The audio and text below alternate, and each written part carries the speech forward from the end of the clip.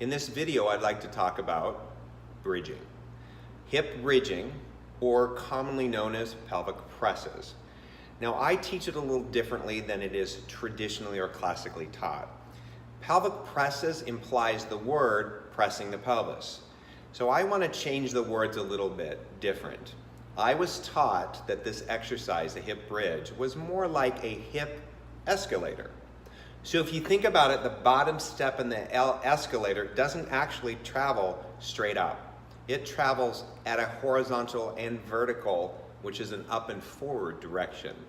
So let's say you're laying on the carriage and your feet are on the foot bar. I tell my students, don't think about your pelvis actually going up. Think about your pelvis traveling to the level of the foot bar. So if you think about the pelvis traveling to the level of the foot bar, and again, I will tell them in the beginning of learning hip bridges, think about not going above the level of the foot bar, trying to go to it.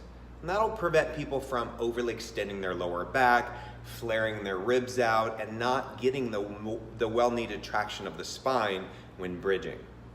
So going back to that escalator, the hip escalator feeling, and understanding that the pelvis travels forward and up, not just up, you're going to get a great lengthening of the spine.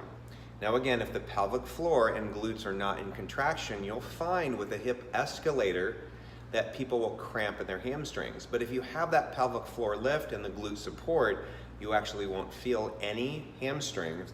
You'll feel all lumbar tractioning. So give it a try, and remember, every word you use as a teacher affects the student whether you know or not.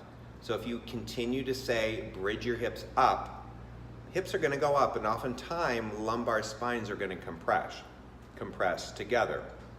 So be careful of your cueing. I always think that hips are traveling forward.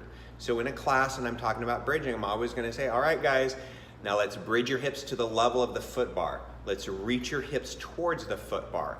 As your pelvis rises, our focus is on stretching and reaching it forward. So really think about what cues you use in a bridge and what really is a bridge about.